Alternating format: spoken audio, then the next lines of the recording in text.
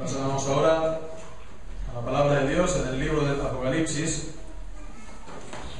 En el capítulo 4 vamos a leer todo el capítulo. Apocalipsis capítulo 4. Dice así la palabra del Señor. Después de esto miré, y he aquí una puerta abierta en el cielo. Y la primera voz que oí, como de trompeta, hablando conmigo, dijo: sube acá, y yo te mostraré las cosas que sucederán después de estas. Y al instante yo estaba en el Espíritu, y he aquí un trono establecido en el cielo, y en el trono uno sentado. Y el aspecto del que estaba sentado era semejante a piedra de jaspe y de cornalina. Y había alrededor del trono un arco iris, semejante en aspecto a la esmeralda. Y alrededor del trono había 24 tronos, y vi sentado en los tronos a 24 ancianos, vestidos de ropas blancas, con coronas de oro en sus cabezas. Y del trono salían relámpagos y truenos, y voces. Delante del trono ardían 7 lámparas de fuego, las cuales son los 7 espíritus de Dios. Y delante del trono había como un mar de vidrio, semejante al cristal. Y junto al trono y alrededor del trono, 4 seres vivientes llenos de ojos delante y detrás. El primer ser viviente era semejante a un león, el segundo era semejante a un becerro, el tercero tenía rostro como de hombre, y el cuarto era semejante a un águila volando. Y los 4 seres vivientes tenían cada uno 6 alas, y alrededor y por dentro, y estaban llenos de ojos, y no cesaban día y noche de decir: Santo, Santo, Santo es el Señor Dios Todopoderoso, el que era, el que es y el que ha de venir. Y siempre que aquellos seres vivientes dan gloria y honra y acción de gracias al que está sentado en el trono, al que vive por los siglos de los siglos, los 24 ancianos se postran delante del que está sentado en el trono y adoran al que vive por los siglos de los siglos, y echan sus coronas delante del trono diciendo: Señor, digno eres de recibir la gloria y la honra y el poder, porque tú creaste todas las cosas, y por tu voluntad existen y fueron creadas. Amén. Amén. El Señor bendiga su santa palabra. A diferencia de la mayor parte de los animales, Dios creó al hombre erguido, ¿no?, sobre sus 2 pies, y de esta manera pues el hombre es capaz de levantar la cabeza y mirar al cielo. Los animales que están a 4 patas, ¿no?, pues lo único que están haciendo no levantan cabeza, y lo único que hacen es mirar a tierra.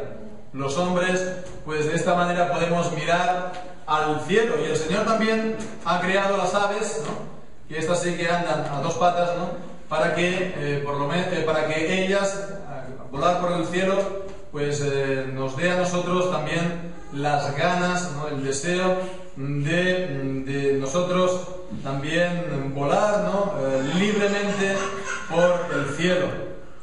De esta manera despegarnos de la tierra y pues ir al cielo. Esto ejemplifica bastante también lo que encontramos en este pasaje, porque en los capítulos iniciales, del 1 al 3, Juan recibió la revelación de Dios, la palabra de Dios, y Juan está describiendo su experiencia espiritual, la visión sobre todo del Hijo del Hombre, en el capítulo 1, y en el capítulo 2 y 3, entonces estas cartas que hemos estado viendo semana tras semana a las 7 iglesias en la región de Asia.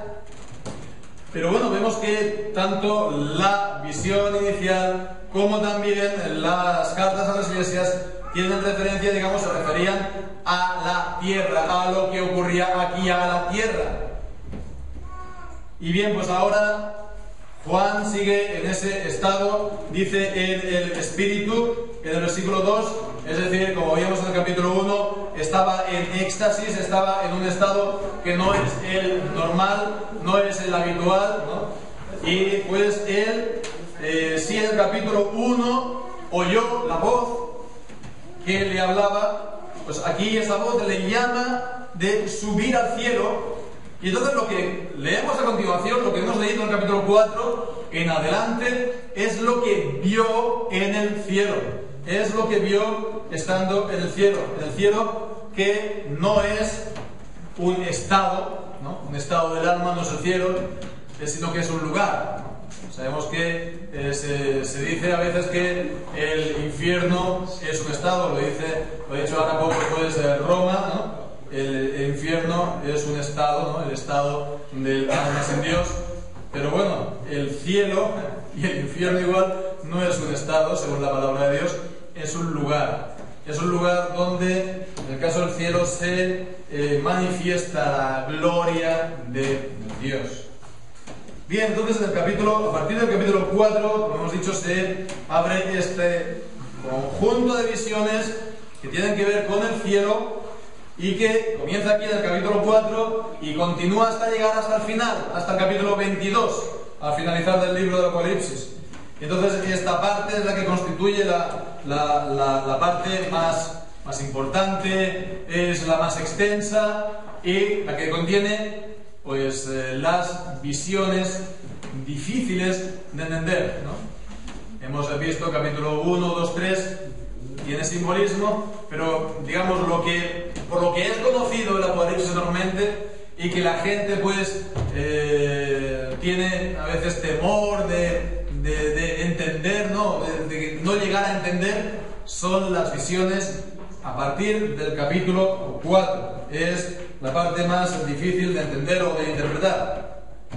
Sin embargo, pues antes de ponernos nosotros pues, con la ayuda del Señor a entender, interpretar este pasaje y toda la sección, ¿no? Siguiente, pues hemos de hacer dos puntualizaciones, digamos, a manera de introducción, dos puntualizaciones más que hemos de tener presente. Primero, pues ya lo hemos estado pues, viendo anteriormente, pero insistimos un poco más en ello, que lo que el apóstol Juan hace al ahora ser llevado al cielo es ver espiritualmente las realidades espirituales, ¿no? Espiritualmente, pero realmente él vio, él experimentó en la presencia del Señor en el cielo todo lo que está contando, pero lo está expresando por medio de símbolos. Lo está expresando por medio de símbolos. En el cielo, por ejemplo, no hay tronos. En el cielo no hay edificios. En el cielo no hay animales. Dios es espíritu y no tiene cuerpo, ¿no? Como los hombres. A Dios nadie lo ha visto ni lo ha visto jamás, dice la palabra de Dios. Los espíritus, los ángeles son espíritus también, que no se ven. Así, por lo tanto, vemos que la manera de expresar lo que vio es por medio de símbolos. Nosotros entendemos la palabra de símbolos a veces en un sentido, pues como que no es real. No es eso. Un símbolo es para transmitir un significado real, ¿no? Lo que es real es el significado que se transmite, ¿no? No exactamente de esa forma, sino el significado, el sentido de la comparación. Entonces, simbólico no significa pues irreal o imaginario o que no es real, ¿no? No es real, pero simplemente, como decimos, simbólico. Entonces esto es para insistir más, ¿no? En la primera puntualización. Ahora que vamos a entrar con la ayuda del Señor a interpretar lo que está revelado en Apocalipsis. Y lo segundo también, pues acerca del orden del libro mismo. Entonces hemos visto los primeros 3 capítulos, la visión del Hijo del Hombre y las cartas. Entonces a partir del capítulo 4 pues son las visiones en el cielo, las visiones celestiales, hasta el capítulo 22. Y pues esta gran sección comienza aquí en el capítulo 4. El capítulo 4 y el capítulo 5 forman parte, digamos, de la misma unidad, ¿no? Está dividida por la numeración de los capítulos, pero en el fondo es el mismo pasaje. En el capítulo 5 ya lo veremos, si Dios quiere, pues allí nos encontramos que en este mismo escenario que hemos leído en el capítulo 4, viene el Cordero que fue inmolado, es decir, Jesucristo, a sentarse en el trono del que hemos leído. Es el mismo escenario, es la misma escena, ¿verdad? Es, digamos, el mismo pasaje, capítulo 4 y capítulo 5. Y de lo que va el capítulo 4 y el capítulo 5 es de abrir los sellos del libro. Ya hablaremos de qué va. Y entonces, pues esto continúa hasta el capítulo 7. El capítulo 7 de Apocalipsis, que son la sección de los sellos, la apertura de los sellos. Bien, pues entonces, conviene tener esto presente. Después ya habrán también otra serie de plagas, las copas de la ira, etcétera, etcétera. Bueno, ya lo veremos a su debido momento. Pero vemos en cuanto al orden, las cuestiones del orden, estas son importantes, afectan también a la manera como se entiende el Apocalipsis. Me voy a explicar, en modo de ejemplo. Tomemos la manera más corriente entre los evangélicos hasta hace poco de entender el libro del Apocalipsis, es decir, según esta manera de entender la profecía y también el Apocalipsis, que se llama el dispensacionalismo. El dispensacionalismo. Lo vamos citando de vez en cuando esta palabra, sale a reducir, dispensacionalismo, y digo que hasta hace poco era la más corriente entre los evangélicos. Hace 25, 30, 40 años, sin duda mucho más que ahora. Aunque, bueno, viendo en internet he visto que decían que en la actualidad el 10% de los evangélicos americanos pues todavía son, digamos, dispensacionalistas. El 10% es aproximadamente 6 millones, 7 millones de creyentes en Estados Unidos. Bien, pues entonces, según el dispensacionalismo, el Apocalipsis, el libro del Apocalipsis, es totalmente futuro, ¿no? Se utiliza a veces la palabra futurista, porque el futuro habla siempre del futuro.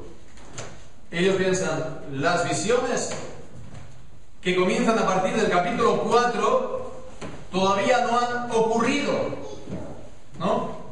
Las visiones del capítulo 4 están hablando del periodo de la historia o dispensación futura, que será cuando venga el anticristo y cuando los cristianos no estén en la tierra. También, según los dispensacionalistas, el Apocalipsis tiene que ver sobre todo no con los cristianos, sino con Israel, con el pueblo judío. Bien, pues entonces hemos de tener, pues, vemos, es una manera también de entenderlo, pero ¿esto en qué se basa? Pues se basa, como hemos venido viendo, por ejemplo, en las cartas a las iglesias del Apocalipsis, el capítulo 2 y capítulo 3, ellos lo entienden como proféticas. Es decir, que en el sentido de futuras. No se estaba refiriendo tanto a una iglesia en aquel momento, sino que estaba anunciando el estado futuro de la iglesia por etapas, ¿no? ¿Se entiende? Y entonces, pues, se estaba refiriendo a grandes etapas de la iglesia. La última sería la iglesia de la Odisea, y entonces, pues, esta se correspondería con la apostasía final. De lo que dice el Señor Jesús en Mateo 24, de que el amor de muchos se enfriará. O el apóstol Pablo en 2 de Tesalonicenses, cuando dice que no vendrá el fin hasta que venga primero la apostasía de la iglesia, y entonces se manifieste el hombre de pecado, el hijo de perdición, el anticristo. Pues entonces vemos que, si entendemos esto así, entonces las cartas llegan hasta la gran apostasía, y entonces a partir del capítulo 4 comienza, pues, los acontecimientos del fin. Entonces, entre el capítulo 3 y el capítulo 4 tendría que haber el, según ellos, arrebatamiento secreto, que Cristo viene de manera secreta y se lleva a todos los cristianos de la tierra. y entonces pues se manifiesta el anticristo, y tiene que ver sobre todo con la persecución no de la Iglesia sino de Israel. Bueno, pues todo esto, fijémonos, cuando en el versículo 1 dice después de esto miré, esta palabra después, según ellos, significa otra época, otra dispensación. Antes era la dispensación de los gentiles, antes era la dispensación de la Iglesia, después de esto ya es la dispensación de Israel, la dispensación del reino. Ya los cristianos, pues según ellos, se habrían arrebatado, ya no estarían en la tierra, y ellos estarían experimentando lo que vemos aquí en el capítulo 4, experimentando esto delante de la presencia del Señor.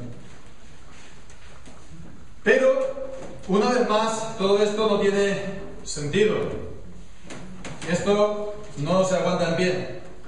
Esto la verdad que va en contra de las normas de interpretación más claras de la palabra de Dios. ¿Por qué? Pues primeramente en cuanto a las cartas a las iglesias. Las cartas se escribieron a iglesias reales de hace 2000 años, con situaciones reales de hace 2000 años. Y esas cartas, por lo tanto, no es que están dirigiéndose a una época de la iglesia, lo cual eso es arbitrario. Es decir, ¿cuál es esta época? Eso es arbitrario. Esas cartas se dirigen a todas las iglesias en todas las etapas, en todas las épocas, en todo momento. De igual manera que el resto de las cartas del Nuevo Testamento, por la comunión de los santos.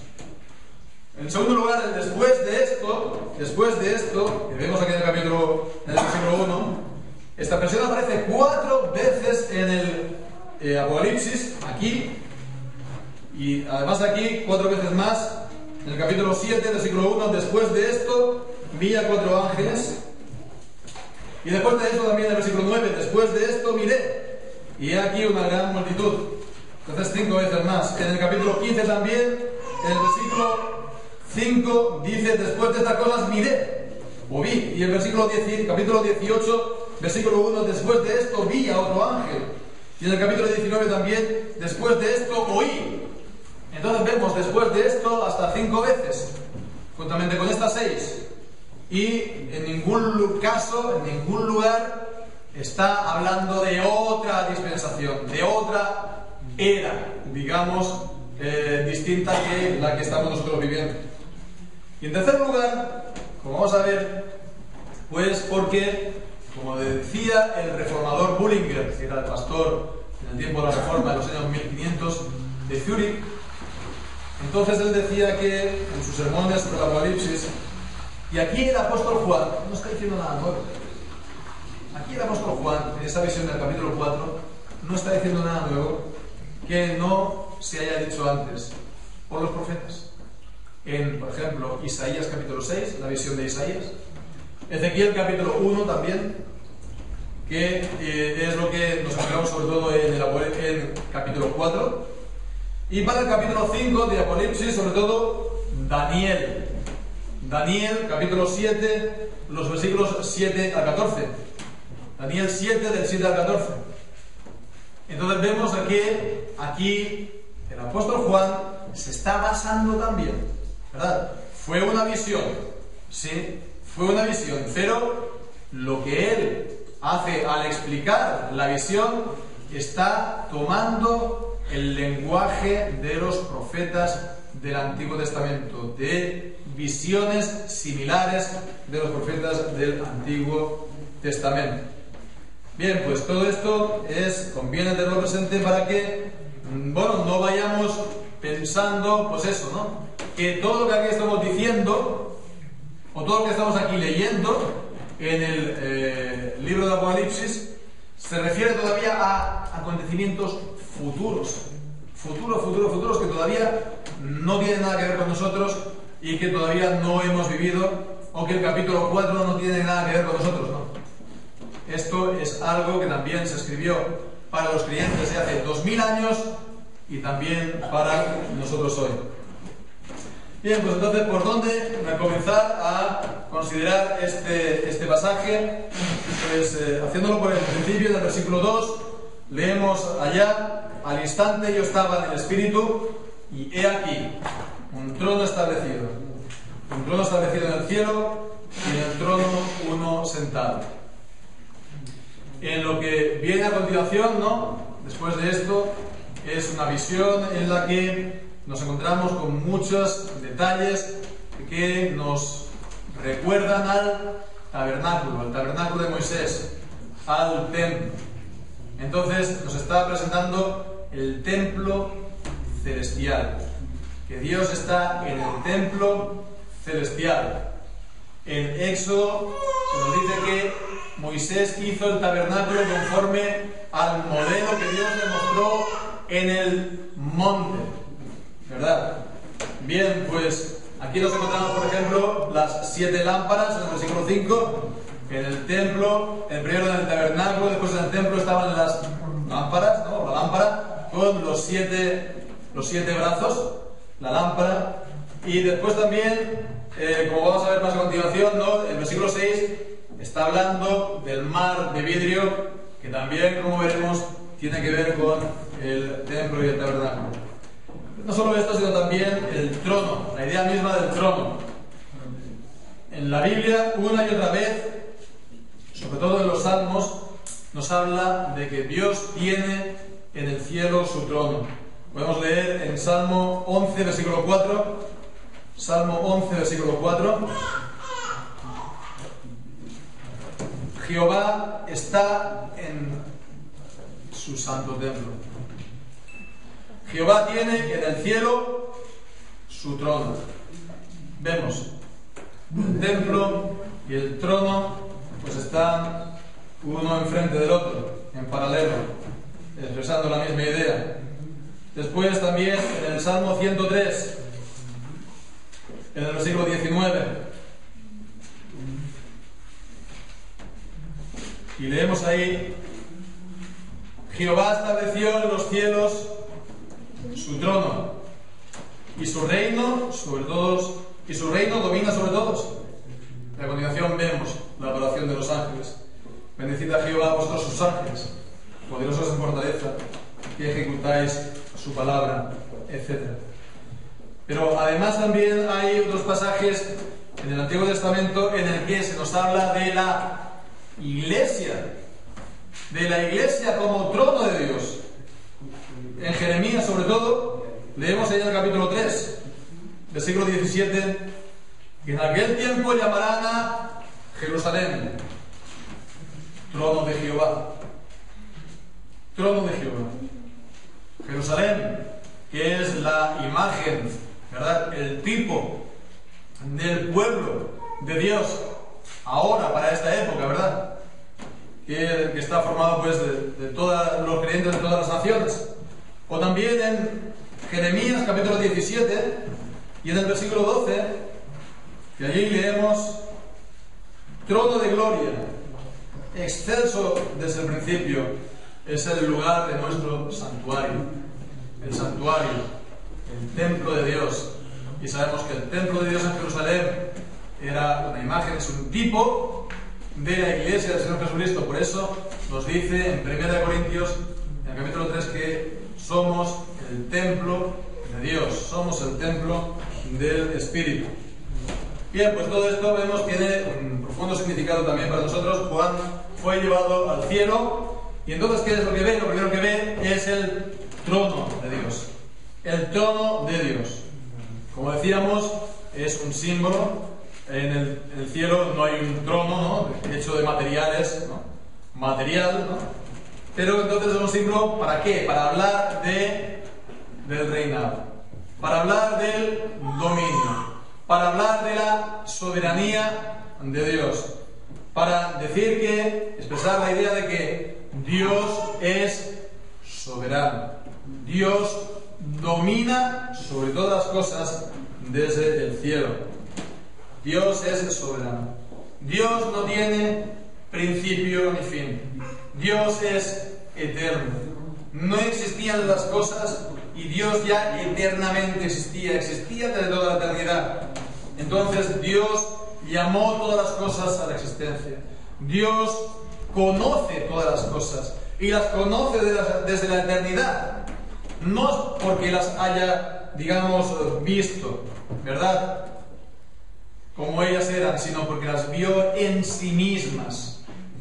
Las vio, digamos, dentro de sí, como Él las pensó, como Él las quiso. Vemos la soberanía de Dios. El Señor decidió todas las cosas. Él es soberano. Entonces vemos, esto es el decreto.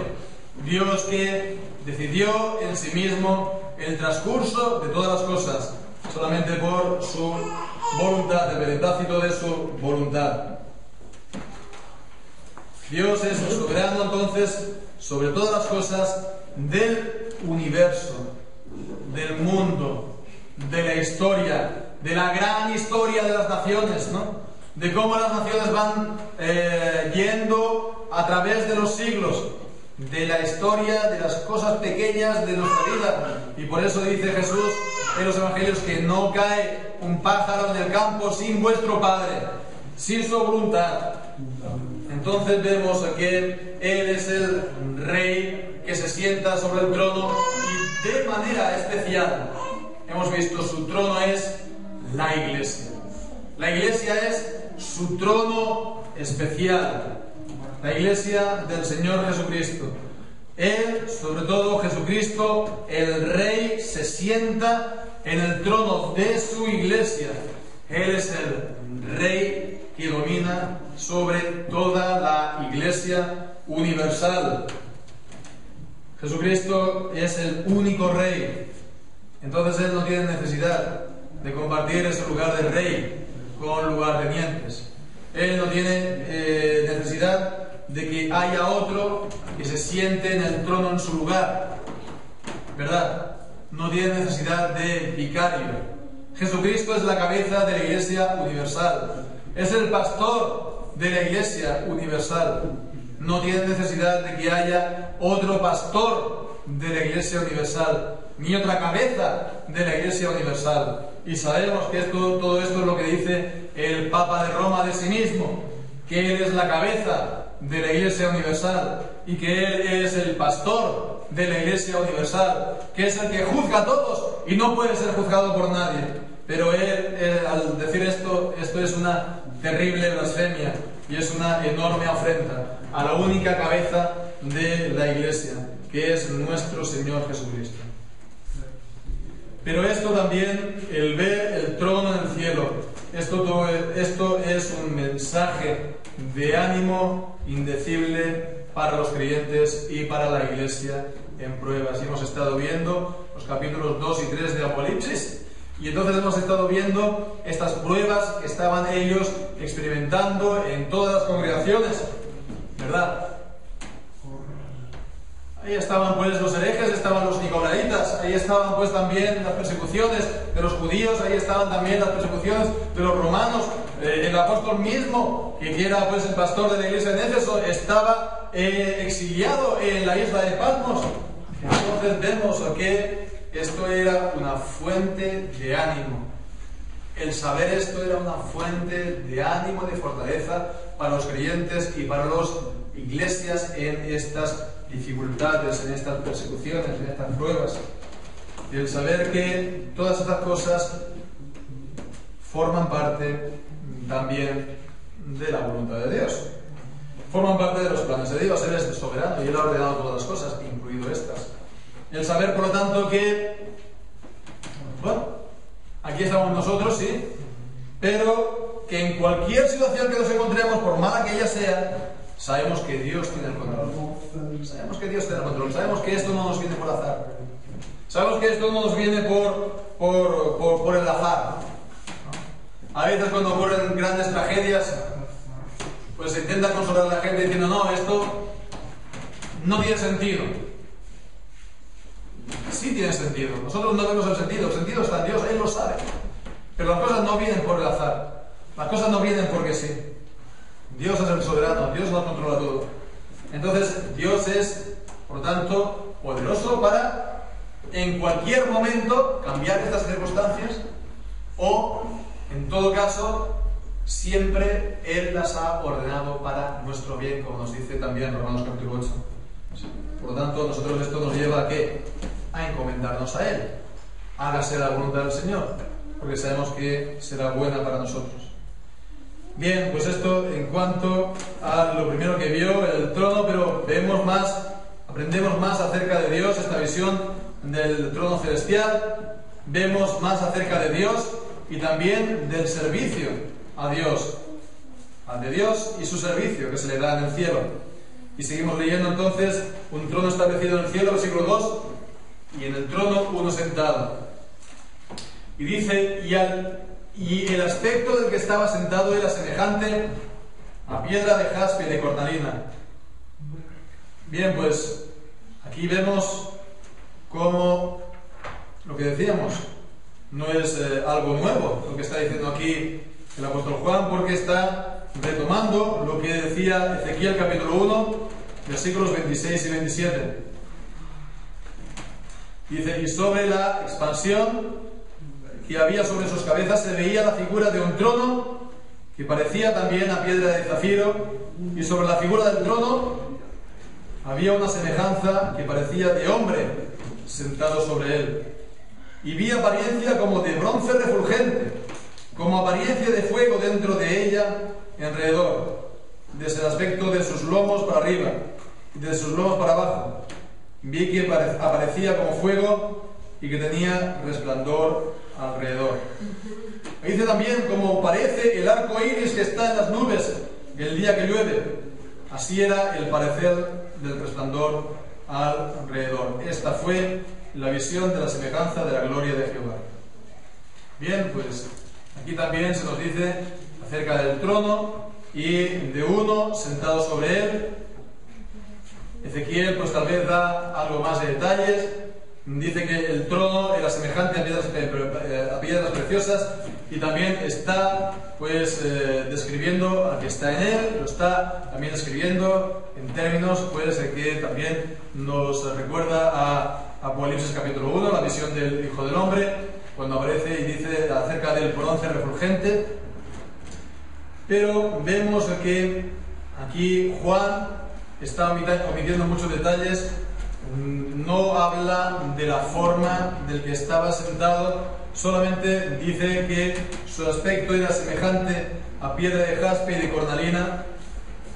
Entonces son piedras preciosísimas para hablar de Dios, pero vemos no está describiéndolo en modo alguno, no dice ninguna descripción, no da ninguna imagen del mismo.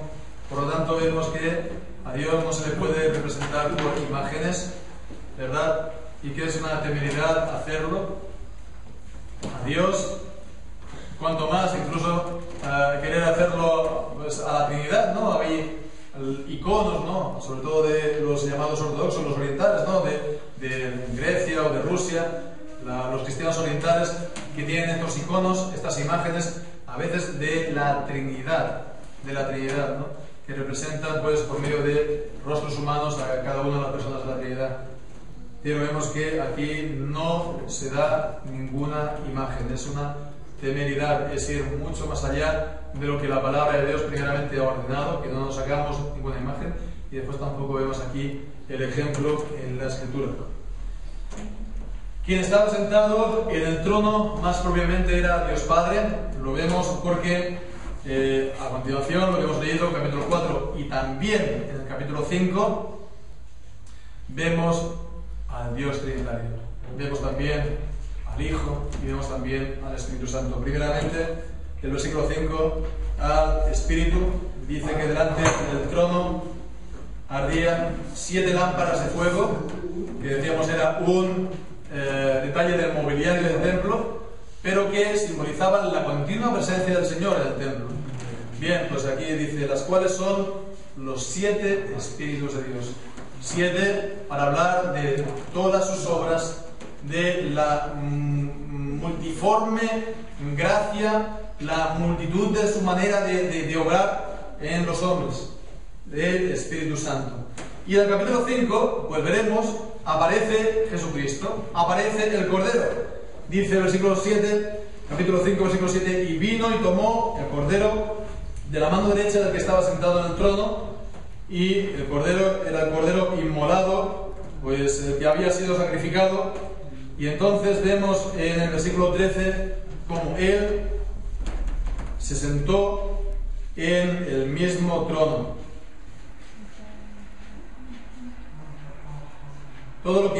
A todo lo creado que está en el cielo y sobre la tierra y debajo de la tierra y en el mar, y a todas las cosas que en ellos hay, oí decir a que está sentado en el trono y al Cordero sea alabanza, la honra, la gloria y el poder por los siglos de los siglos. Amén. Así, por lo tanto, vemos que Él recibía, Cristo, la misma adoración del Padre, la misma adoración del que está sentado en el trono. Por lo tanto, es igualmente Dios. Vemos aquí entonces en el capítulo 4 y en el capítulo 5 acerca de Dios, acerca de su naturaleza trinitaria, un solo Dios en tres personas. Pero aprendemos más acerca de Dios, porque vemos en el versículo 3 que había alrededor del trono un arco iris. También lo hemos leído, nos acordamos en Ezequiel capítulo 1, también allí aparecía el arco iris que es otro símbolo, un símbolo más en este capítulo. ¿Un símbolo de qué? Pues en la Biblia, lo sabemos, es un símbolo del pacto de Dios, de la alianza. Es la señal que, nos encontramos en el capítulo 9, después del diluvio, del Génesis. Entonces leemos en el capítulo 9 ese pacto con Noé. El versículo 12 y 13 dice: dijo Dios, esta es la señal del pacto que yo establezco entre mí y vosotros y todo ser viviente que está con vosotros por siglos perpetuos. Mi arco he puesto en las nubes, el cual será por señal del pacto entre mí y la tierra. Este mismo arco que vemos cuando llueve y sale el sol, y de esa manera nos recuerda que Dios no volverá a destruir nunca más la tierra por aguas de diluvio. Entonces eso es un pacto que hizo Dios con todas las criaturas, no un pacto para la salvación de todas las criaturas, no es un pacto para la salvación, pero es un pacto para la preservación del mundo hasta el final. Es un pacto que muestra la buena voluntad de Dios. Podríamos hablar así, el amor general de Dios, lo que se conoce normalmente como la gracia común, pues el amor general de Dios por todas las criaturas. Entonces, aquí en Apocalipsis capítulo 4 no se está refiriendo tanto a este pacto con Noé en concreto, sino más bien, pues, como una señal visible de la fidelidad de Dios al pacto de la gracia, de la fidelidad de Dios. Esto es lo mismo que leemos en el Salmo 89, versículo 8. Aquí en Apocalipsis vemos que alrededor del trono está el arco iris. Pues en el Salmo 89, versículo 8, allí leemos que: oh Jehová, Dios de los ejércitos, ¿quién como tú? Poderoso eres Jehová, y tu fidelidad te rodea. Aquí está hablando de la fidelidad de Dios.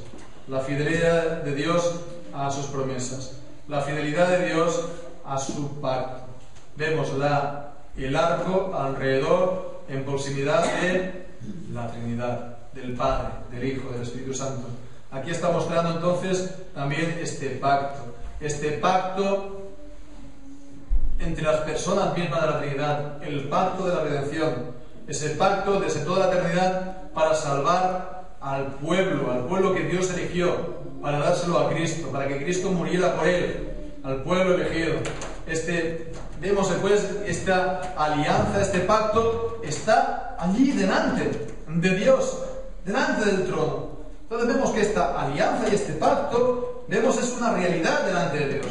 Es una realidad delante de Dios, no solamente una simple idea, es una realidad, está enfrente, delante del pacto de Dios. Es una realidad, ahí está. No estamos solamente los creyentes, no estamos solamente en nuestra fe, está también primeramente el pacto. Si nosotros llegamos a la fe, es por el pacto, es porque Dios así lo ha querido. Entonces vemos, no estoy solamente yo que creo, primeramente está Dios, la fidelidad al pacto, y es por lo cual nosotros llegamos a creer.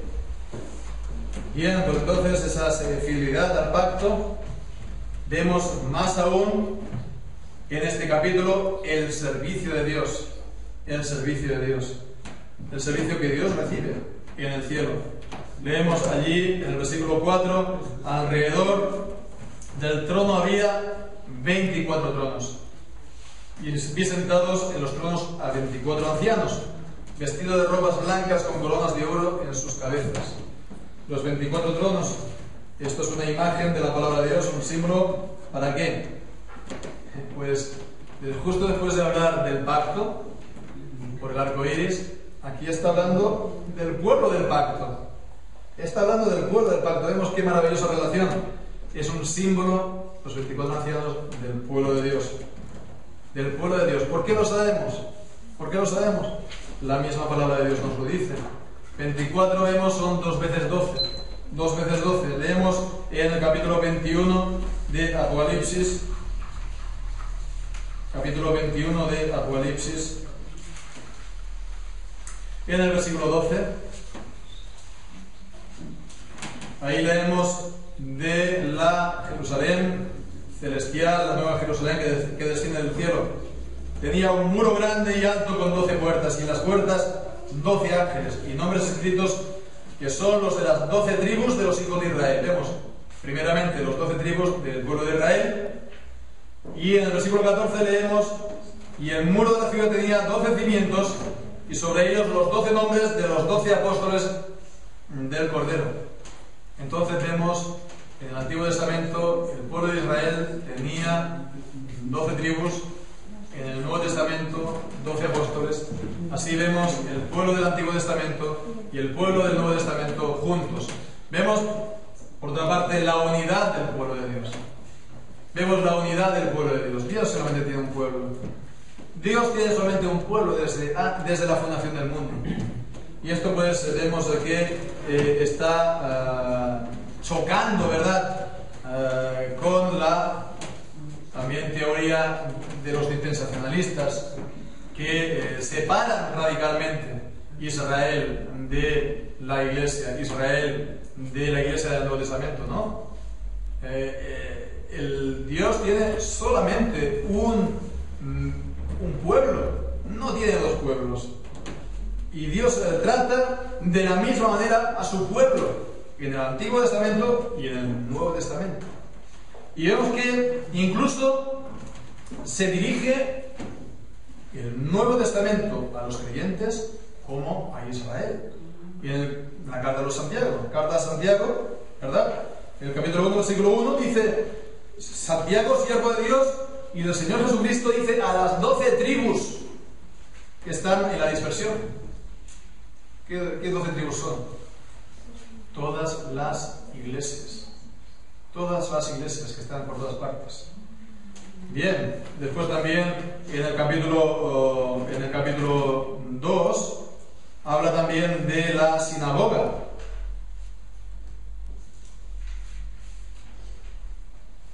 Y en el capítulo 2, en el versículo 2, cuando dice: porque si en vuestra congregación literalmente es sinagoga. Bien, pues, o en el capítulo, también en Primera de Pedro, en el capítulo 1, versículo 1, también dice Pablo, apóstol de Jesucristo, a los expatriados de la dispersión. Aquí está comparando pues al pueblo judío que fue exiliado, ¿no? Como también de una manera muy parecida a lo que decía Santiago, ¿verdad? A las tribus que están en la dispersión. Bien, pues entonces vemos que los verdaderos creyentes de Israel, ¿no? Y los verdaderos creyentes de todas las naciones forman parte del único pueblo que tiene Dios, que es el verdadero Israel. El Israel de Dios, que dice Gálatas capítulo 6. Así pues, ellos dicen ya están en el cielo. Allí pues habla de que habían también tronos, tal como también hemos leído en las cartas que Cristo también prometía que iban a ser también tener parte del trono de Cristo. En el capítulo 3, versículo 21 dice a los creyentes de la Odisea: al que venciere le daré que se siente conmigo en el trono, Entonces los tronos están hablando de que ellos ya participan, tienen parte al dominio, al reino del Señor Jesucristo. Ellos también, pues siguiendo con esta descripción, dice, ellos ya tienen también, están vestidos con ropas blancas de la misma manera que en el capítulo 3, versículo 5, Cristo también prometía: al que venciere será vestido de vestiduras blancas. O ellos también tenían coronas de oro, de la misma manera que Cristo a los creyentes pues les prometía esto mismo. En el capítulo 2, versículo 10, sé fiel hasta la muerte y yo te daré la corona de vida. O en el capítulo 3, versículo 11, y aquí yo vengo pronto, retén lo que tienes para que ninguno tome tu corona. Y ellos están también pues sentados.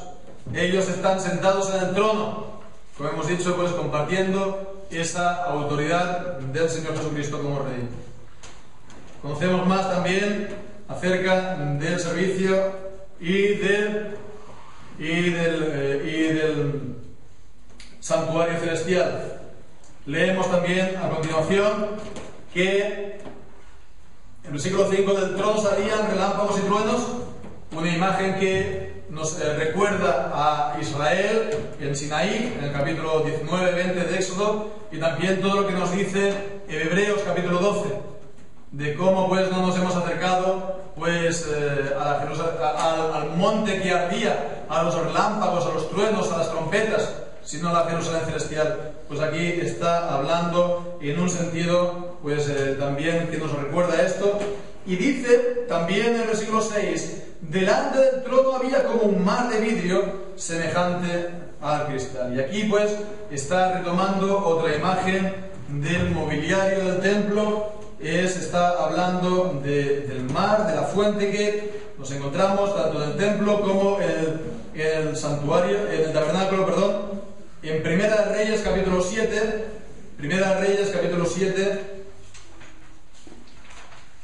y allí leemos versículos del 23 al 26. Hizo, así es el templo de Jerusalén, de Salomón, dice, hizo fundir a sí mismo un mar de 10 codos de un lado al otro, perfectamente redondo, su altura era de 5 codos y su alrededor un cordón de 30 codos. Entonces está pues describiendo este mar que contenía agua para lavamiento, ¿verdad? Que estaba pues en el templo y también en el lugar santo y también en el tabernáculo. Leemos en el capítulo 30 de Éxodo el origen de esto. En el versículo 18 dice, harás también una fuente de bronce con su base de bronce para lavar, y colocarás entre el tabernáculo de reunión y el altar, y pondrás en ella el agua, y de ella se lavarán Aarón y sus hijos las manos y los pies. Cuando entren en el tabernáculo de reunión se lavarán con agua, para que no mueran, y cuando se acerquen al mar para ministrar, para que mar la ofrenda encendida de Jehová. Entonces vemos, era el lugar donde los sacerdotes se tenían que lavar para ministrar. Entonces vemos, esto es una ilustración y un símbolo, ¿no?, del verdadero santuario, que es el santuario celestial, que nos está hablando de la sangre de Jesucristo, que es la que verdaderamente limpia de todo pecado. Primera de Juan capítulo 1. Si confesamos nuestros pecados, Él es fiel y justo para perdonar nuestros pecados, y la sangre de Jesucristo su Hijo nos limpia de toda iniquidad. La sangre de Cristo borra todos los pecados, como nos enseña también la carta a los Hebreos en el capítulo 9. Allí leemos en versículos 11 y 12. Hebreos 9, porque estando ya presente Cristo, sumo sacerdote de los bienes venideros, por el más amplio y más perfecto tabernáculo, vemos, no el tabernáculo de Moisés o el templo de Jerusalén, dice, no hecho de manos, es decir, nuestra creación, y no por sangre de machos cabríos ni de becerros, sino por su propia sangre, entró una vez para siempre en el lugar santísimo. Y leemos también en el versículo 22, casi todo es purificado según la ley con la sangre, y sin derramamiento de sangre no se hace remisión. Fue pues necesario que las figuras de las cosas celestiales fuesen purificadas aquí, pero las cosas celestiales mismas con mejores sacrificios que estos. Vemos en el santuario celestial fueran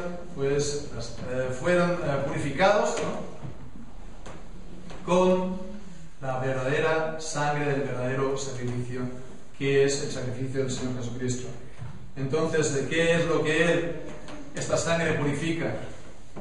¿Qué es lo que purifica en el cielo?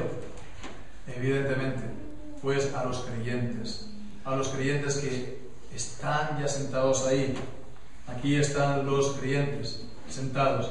Y nosotros, los creyentes, nos dice la palabra de Dios que estamos aquí en la tierra, pero también estamos ya sentados en el santuario celestial.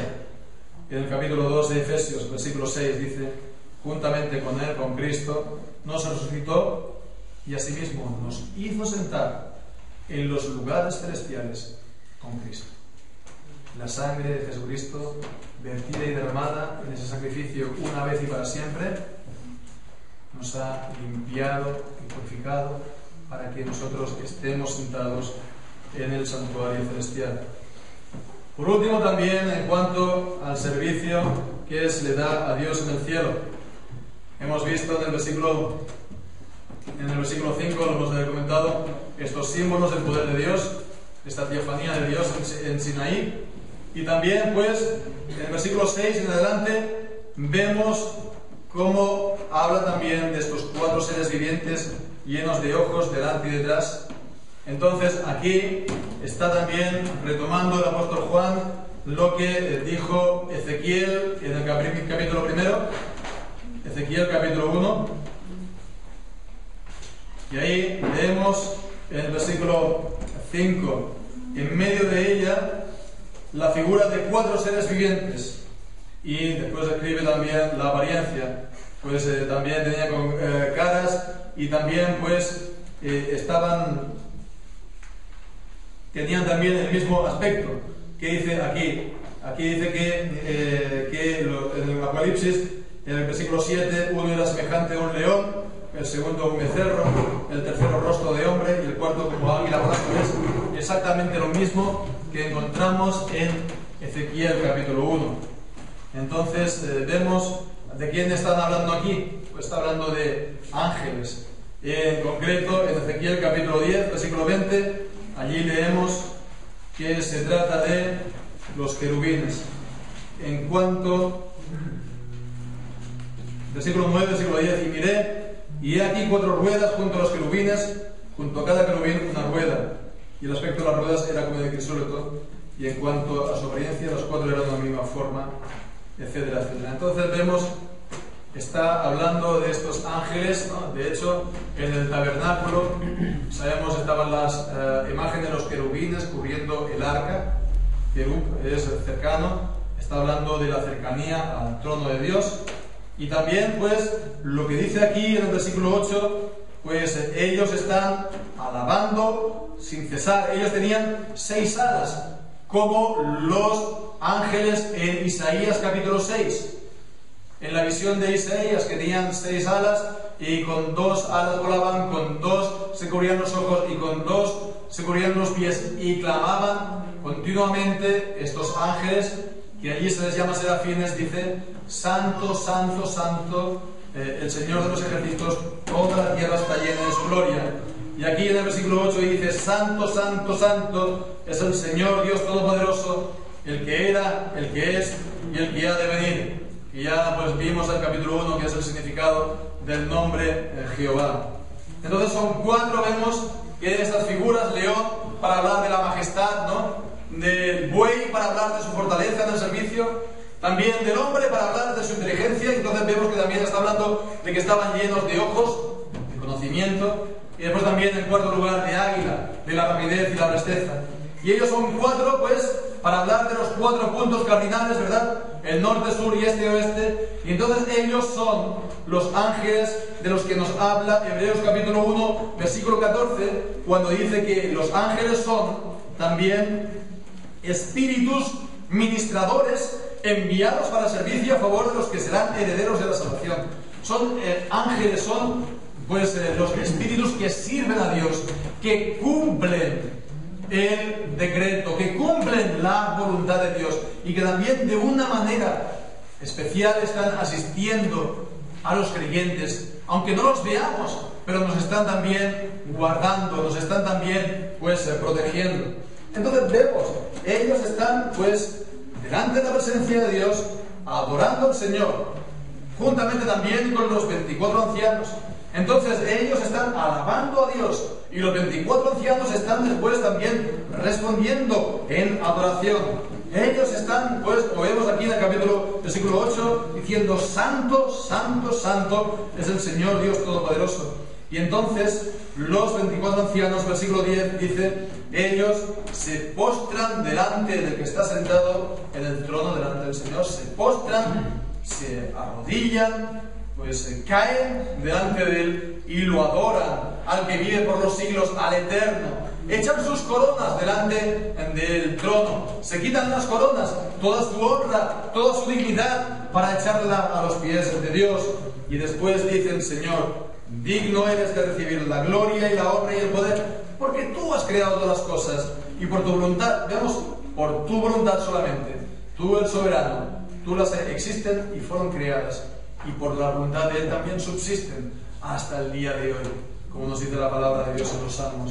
Así, por lo tanto, vemos que aquí están dando la gloria y la honra a Dios por su soberanía. Por su soberanía. Vemos, Dios no consulta con ellos su decreto. Ellos no están aquí sometiéndolo a votación. Ellos no están aquí diciendo si le parece bien o le parece mal. Ellos lo único que lo hacen los hombres y los ángeles es recibirlo, es constatarlo y es adorar al Señor por su voluntad, por su decreto, por su propósito, por su soberanía. Al mundo no le gusta para nada esta idea. Al mundo no le gusta un Dios soberano. Ellos se piensan que son los soberanos. Ellos se piensan que tienen el poder sobre la vida y la muerte. Ellos se piensan que van a quitar, ¿verdad?, a alterar los secretos de Dios. Ellos se piensan que van a vencer a la muerte, ellos mismos, por la ciencia, ¿no? Ahora ya están hablando de hacer trasplantes de cabeza. Están hablando, están intentando, queriendo que el hombre sea inmortal, en contra del decreto de Dios y en contra de la sentencia de Dios, de que el día de que de él comieres del fruto del árbol prohibido en el Edén, ciertamente morirás. Ellos quieren, suplantar a Dios. Ellos quieren sentarse en el trono. El hombre quiere, ser soberano y no soporta la idea de un Dios soberano. Ellos les chirría el escuchar que Dios es el que tiene el control sobre todas las cosas y que nada ocurre y nada puede ocurrir nunca sin su soberanía. Ellos están en contra de ello. Y hermanos, qué terrible sería si nosotros, siendo creyentes, nosotros también disputáramos la soberanía de Dios y disputáramos que Él es el soberano y que Él es el Dios que gobierna sobre todas las cosas. Los ángeles adoran la soberanía de Dios. La iglesia triunfante en el cielo adora a Dios soberano. Nosotros aquí en la tierra hemos de adorar a Dios por su soberanía. Hemos de echar nuestras coronas a sus pies, postrarnos a sus pies y reconocer que Él ha creado todas las cosas. Por su voluntad solamente subsisten y fueron creadas y subsisten hasta el día de hoy. Él es el Dios soberano además en la salvación. Él es el Dios soberano, la fidelidad de Dios le rodea, la fidelidad de Dios a sus promesas, la fidelidad de Dios a su pacto. Delante de su trono está el mar con la sangre de Cristo y hace perfectos para siempre a los santificados. Una vez derramada, una vez y para siempre, y es capaz de salvar eternamente al pueblo del Señor en todas sus generaciones. Señor, hermanos, adoremos la soberanía incomprensible, maravillosa de nuestro Señor en la creación y en la salvación. Amén.